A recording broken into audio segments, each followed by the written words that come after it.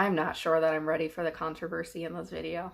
I am going to go through the list of books that I read in the order that I read them in 2022, which honestly is a fairly good order from less worst to absolute worst. Like, the book I hated the most is at the end of this list. So it actually kind of works out. The first book on this list, I'm so sorry guys, I really am. I know these books are very well liked. The Bear and the Nightingale and The Girl in the Tower. These books are not bad by any means. They just weren't for me. And I really realized that by halfway through or towards the end of The Girl in the Tower. So these are an excellent example of why atmospheric is almost an anti-buzzword for me. So I like books that have strong atmosphere, and that was definitely present in these books. I actually think the atmosphere part was very well done, but for some reason, I have trouble getting into books that their primary selling point is the atmosphere. They're excellent atmospheric stories, but I didn't really connect to the characters. I didn't really connect to the plot, and I don't know, there was just something I kind of liked about it, but also just felt disappointed by. I did read The Bear and the Nightingale, and I struggled a little bit in the beginning part of the book, but around halfway through, I was really committed, and I was like, you know, a lot more engaged in the story. And The Girl in the Tower was almost the opposite. I actually liked the first part of The Girl in the Tower much better, and basically once they arrived in the city, I just didn't care anymore and was really bored. Even though a lot happens in the city. I don't know why, I was super bored by it. The next book is The Space Between Worlds. The biggest crime of this book is just how forgettable it is. I remember reading it pretty soon after I finished The Girl in the Tower, and I was kind of trying to push myself to finish this book. Maybe timing was also bad for me because I just came off of reading books that I felt meh about. I just remember pushing myself to actually finish this book and then getting to the end and just being disappointed. But I don't even remember what the end of this book was. We have a girl protagonist who can hop between worlds, and she's working for maybe a corrupt organization or something fishy's going on. Also, you can only hop to like alternative reality worlds that you have died in previously, and our protagonist has died in a lot of the alternative reality worlds. That's basically the setup. That's all I remember. I don't even remember what the plot was. It was forgettable. The next book is Suns Will Rise, which the biggest crime of this book is I went into it with way too high of expectations. And this is a sci-fi Les Mis retelling. I read the previous two books in the prior year, and then I finished the trilogy in this year. Honestly, it's the third book in a series, and it's the conclusion of the series, which conclusions don't always work for me, and I can't always put a finger on why. I love beginnings way more than endings because first books in series are usually my favorite, and last books in series are usually my least favorite. This series is no exception. I absolutely adored book one. I actually think I enjoyed book two a little bit more, but I enjoyed them almost equally. And I enjoyed the beginning of book three, but it started to really drag by the middle part. Another problem with me is I don't always connect to battle scenes, particularly super long battle scenes written in books. That was definitely something that happened here during the battle scene. I was kind of like disengaged because it failed to keep me connected, and I know that's something I struggle with in general, is big climactic battle scenes don't always work for me.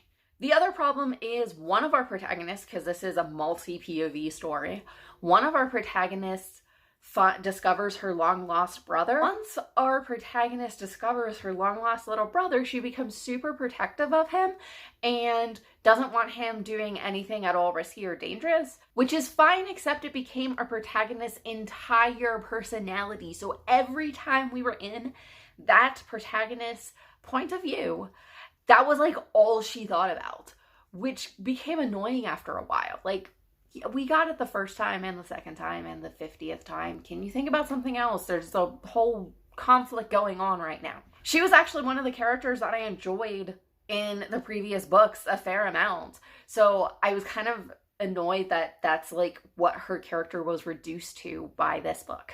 I don't know that I have a whole lot else to say about it. I would still recommend the trilogy. I really enjoyed it. I thought the first two were amazing. It's very possible just my expectations were too high for what the book was. But I would still reread it and reread this book. I would just go into this final book with a lot lower expectations. For this next one, I almost didn't include it on this list for several reasons. One of those reasons being I don't necessarily hold this series to a high standard. So this is the third book in the Four Kingdoms series, and this book is called The Princess Pact. This series is a young adult fairy tale retelling series.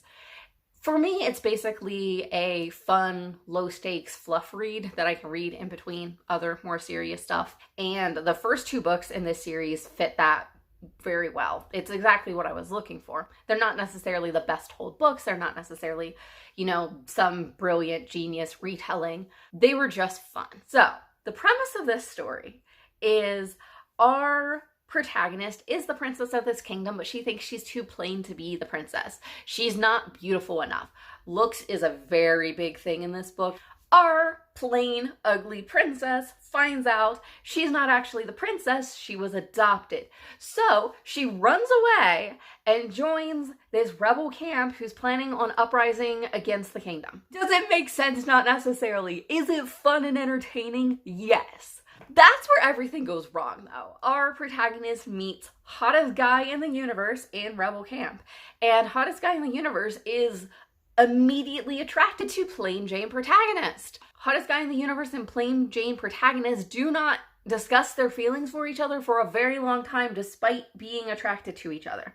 But hottest guy in the universe immediately shows his jealous, controlling tendencies because he will not allow plain Jane protagonist to interact with other guys in the camp. Anytime she's talking to even a whole group of men, he has to come in and intervene and sweep her away to some other important task that must be done now because he is so insecure that he cannot handle our protagonist talking to another man. Let me remind you, this is before they've ever discussed their feelings for each other. Not that it matters because I still think he's being a jerk at this point. They do eventually talk about their feelings for each other, and then there's going to be like a battle soon, and plain Jane protagonist wants to go participate in the battle, and hottest guy in the universe says, absolutely no, you're not allowed because I love you so much and I want to protect you and keep you away from harm. Now look, it can be a loving thing to have a discussion with your partner and say, hey, I don't want you in harm's way. I don't want you putting yourself out there at risk, in danger all the time. As long as it's a discussion and something that you can like sit down and work out, that's not what happens here. Hottest guy in the universe is again showing his possessive, controlling nature by not allowing our protagonist to express her feelings and desires and what she wants to do. I think like some of these things just could be avoided if we had like mature characters, which no one in this book is mature. That's another problem. I don't want to say that like fiction always has to present healthy relationships or at least tell us these are unhealthy, etc. So in some ways, like, I don't want to come down criticizing too hard just because I didn't care for the romance, but the romance was something really off-putting for me, and it is the reason I could not get behind the story. And my final book is The Wonder, which is the only historical fiction book that I actually finished this year, and it is also one of the worst, if not the worst book that I read in 2022. I should have DNF'd it. Historical fiction just did not work for me this year, and I'm sad about that because I want to try to get into historical fiction. I want to like historical fiction. Maybe I'm just picking up the wrong books, or maybe adult historical fiction is just not for me. So, this book was inspired by The Starving Girls, which you can look up. Kind of interesting, really sad.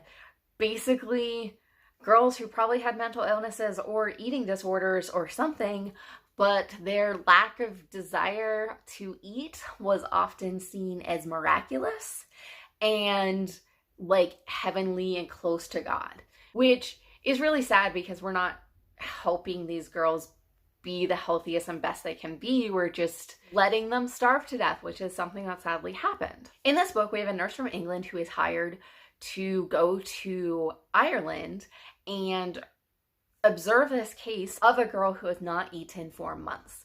And she's basically supposed to observe this girl along with another nurse 24/7 to see if the girl is sneaking food or something else besides a miraculous event is going on here. Pretty much everyone in the town, when she arrives there, is very convinced that this is an act of God and nothing is amiss. At the time, they didn't have the knowledge or awareness of some of the medical conditions that we are aware of now, so they weren't going to be able to like diagnose this girl with an eating disorder or with a mental illness or something like that. I felt it was pretty obvious early in the book that this was not actually a miraculous event, and maybe that's because I knew what inspired the book. Our nurse protagonist is very jaded against the people and basically cannot see how this could possibly be a miraculous event. I was honestly expecting the entire time I was reading the book for some final confrontation, for everyone involved to have to address their prejudices and to come face to face with the fact that they might be wrong about their position. And I expected that from everyone on both sides, and that's not at all what happened here. I was so disappointed. Like, I can literally think of things that could have happened differently. One of the things was we did have a reporter nosing in and trying to write about the story, and our reporter was like not super in favor of the "this is a miraculous event" hypothesis. He was mostly questioning whether or not this was real. And I expected that he was going to write something about this girl starving to death and there might be outside pressure.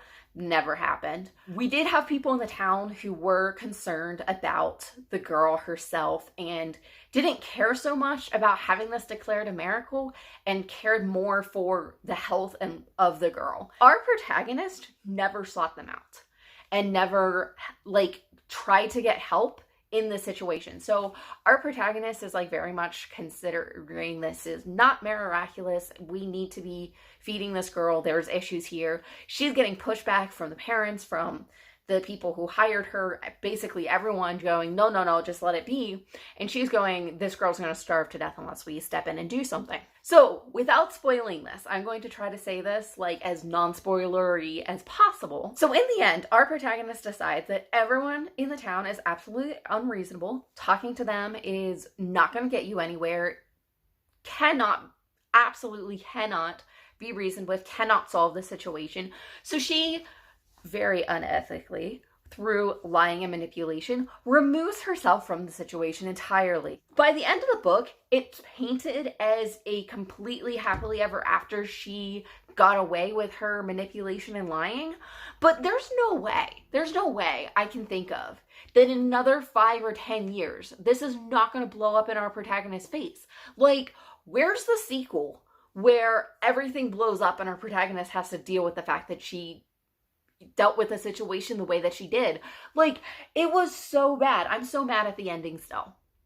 And look, I don't care which side you're on. I was totally on board with the fact that it's not a miraculous case. Like, it didn't have to be the religious people were right or anything like that. But I wanted people in general to have to confront their biases. That's where I thought the story was going, and no one had to confront their biases at all whatsoever. Everyone just like maintained them.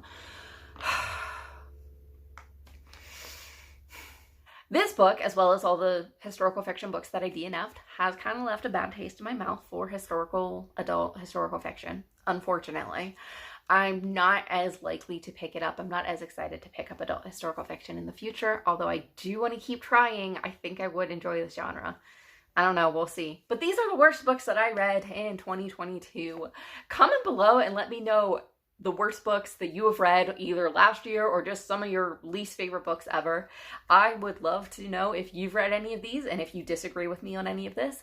And I hope you have a good day. Happy reading.